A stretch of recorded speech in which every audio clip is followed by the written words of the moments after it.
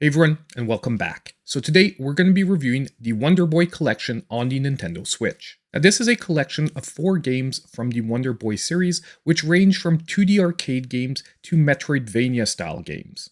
The game was released on June 3rd of 2022, and it currently sells on the Nintendo Switch eShop for $29.99. A physical version of the game is also available, and it can generally be found for roughly the same price. Now this collection is published by Bliss Brain, and it has a download size of 117 megabytes. Now this being a collection review, it will be a little different than usual. Rather than going through the different sections like storyline, gameplay, and so forth, we will rather break down pretty much a simple description of each one of the 4 games included. After that, I'll give you my thoughts on this collection as a whole, and we'll also focus on one special element that's unfortunately overshadowing this release, and it's something I really don't like, but we'll look at that in the conclusion. Just remember, as you're watching this review, if you like what you're seeing, please consider hitting that like button.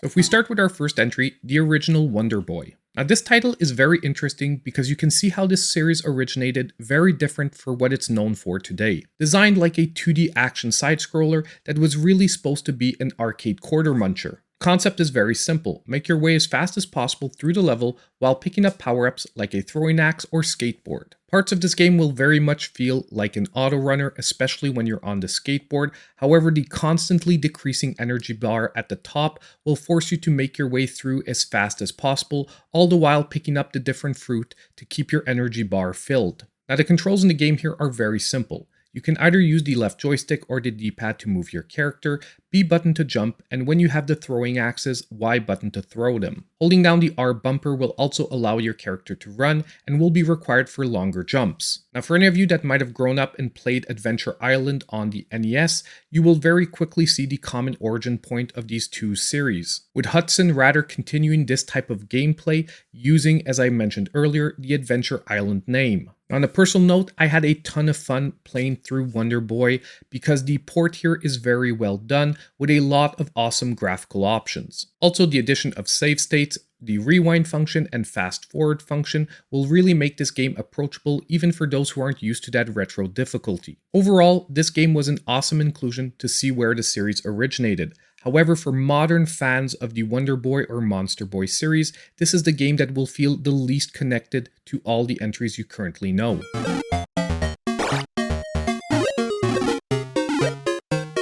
Now, the second game in this collection is Wonder Boy in Monsterland. Now this is where you see that the series took the shift from just a standard 2D action side-scroller to rather an action-adventure game. So rather than just moving from left to right, you'll have to make your way through the levels, talk to different individuals, acquire items, and yes, you even have the addition of life points. What fits a little oddly in this title as well is they still haven't dropped the element of wanting you to go through the levels quickly, with an hourglass always being on screen and have to constantly being refilled through pickups. It fits in oddly with the new action-adventure style, and highlights how this game was really a midpoint between the two different design focuses. Now once again, it was tons of fun playing through this game.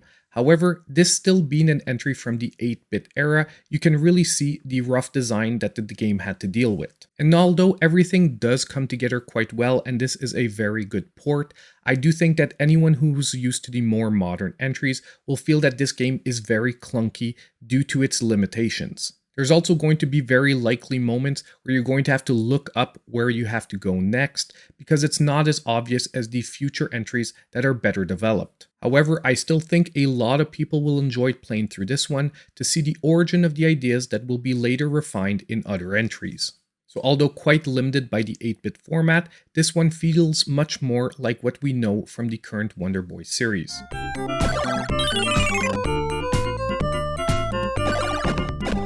Now, our third entry will be Wonder Boy in Monster World.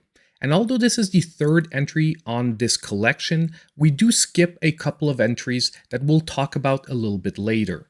Now, going from the previous entry to this one, we'll have the widest gap overall, both in gameplay quality, but also visual quality, because this is really where we jump to 16-bit. And I would say that out of the entries in this series, this will be the earliest entry that will feel like a full-blown Metroidvania. You'll have to speak to different people in village or hub locations, which will give you quests to complete, to acquire different abilities, which will allow you to progress through the game. Also, gameplay-wise, things here finally start to be a little more complex, adding in magical abilities and also different items that you can use throughout the world. However, everything set forth in the earlier Monsterland, you will recognize here, however refined. Now, that's not to be said that everything is perfect here, however, because for acquiring different weapons and armor, you'll see that you'll have to probably grind a bit to acquire the money to do so. There is, however, a bit of retro frustration that people won't recognize if they're used to modern gaming. For example, for an object to appear in the world, you have to talk to the right person first.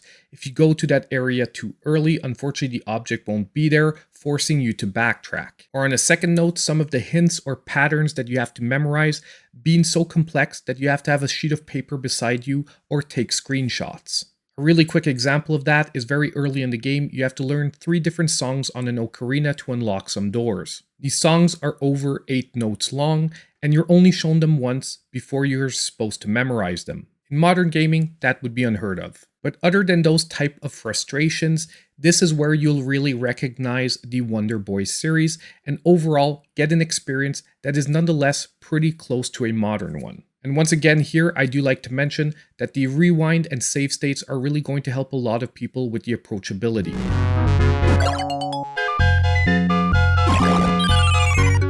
Now, our last game in this collection will be Monster World 4. Now, this is actually a title that received a full-on remake last year under the title Wonder Boy Asha in Monster World. And oddly enough, I already did a full review of that remake here on the channel. Also, I'd like to note that since I had bought the physical version of that remake, I already had Monster World 4, the original version, because that was a boneless for buyers of the physical version.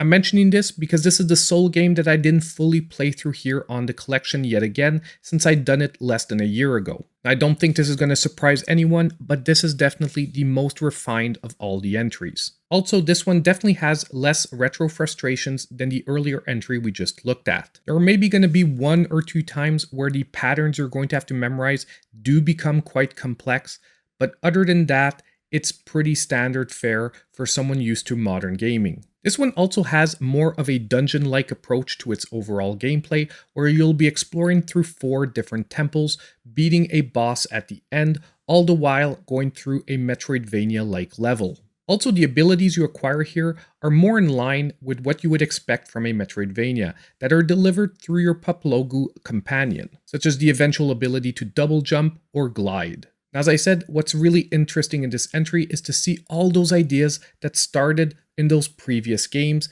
that have been brought together in a more streamlined fashion. The only slight downside here is that you can see that they were very limited by the fact that they could only do 2 dimensions. And in some of the later, more complex levels, the interconnectivity is a little bit hard to picture because of that only 2-dimensional plane. For example, just exploring the palace in the main hub city is a test of memorization. But overall, Monster World 4 is definitely one of the strongest entries in the series, and in my opinion, it's the strongest entry in this collection. I loved the remake when I played it, and the original was no different.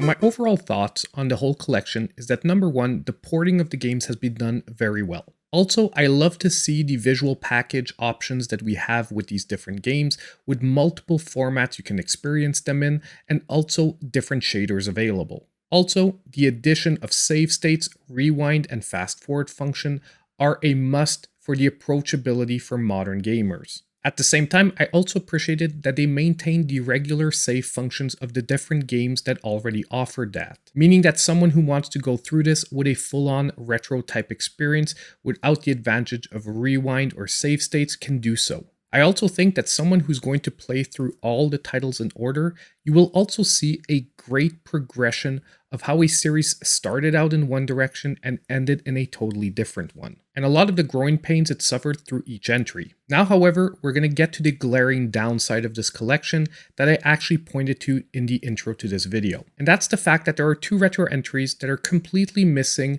from this version of the collection. You're basically missing Wonder Boy 3 Monster Lair and Wonder Boy 3 The Dragon's Trap, which actually released in between Wonder Boy in Monsterland and Wonder Boy in Monster World. Now, sometimes the decision to not include certain games in a collection can be totally fine. However, in this case, that's not what's been done, and those two games have rather been reserved for a limited physical release. Yes, you heard me right, there's another Wonder Boy collection out there called the Wonder Boy Anniversary Collection that has those other two games included. On one hand, I'm totally for promoting physical media. However, this isn't the way to do it, especially when you're going to have a standard retail release of the game. Now, that other collection actually has 21 versions of the games, including regional exclusives, and even versions of the same game from different consoles. Now, had they limited only the region exclusives or different versions of the same game, I would have no issue with it, as long as each one of the entries has at least one representation on the collection. However, the fact that they decided to completely exclude two games from this collection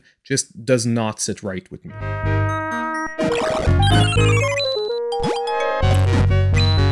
Now we move on to the verdict. And if this is one of the first reviews of mine you're watching, just let you know my full review scale is available in the description of the video down below. And in the case of the Wonder Boy collection on the Nintendo Switch, I'm going to be giving it a 6.5, putting it at the high end of a decent game.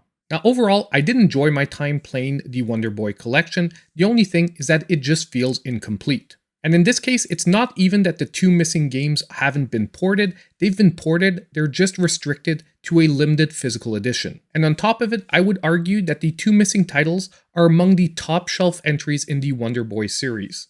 And honestly, at $30 for selling this collection, there's no real good reason they shouldn't be included. I mean, if we compare it to the Castlevania Anniversary Collection, that I would argue is a higher value property, at $20, you're getting 8 games. And by looking at the list of games, a part of me almost feels like they tried to hide the fact that some games are missing, because if you look, we have 4 titles, and the 4th game is called Monster World 4. Therefore, someone who doesn't know the history of the series might think they're getting all the 4 games that exist. Overall, however, I still decided to give this game collection a rating of decent, because what's here is good. However, in my opinion, I would definitely wait for a sale before picking this one up, at least in the 50% range. Now, let me know in the comments down below what you think of the review, and are you going to be picking up this game or not? And don't forget, on the way out, that if you did like the content, hit that like button, subscribe to the channel if you aren't already, and click on the notification bell so you know when all my future content comes out. And as usual, I hope I'll see you in my next video.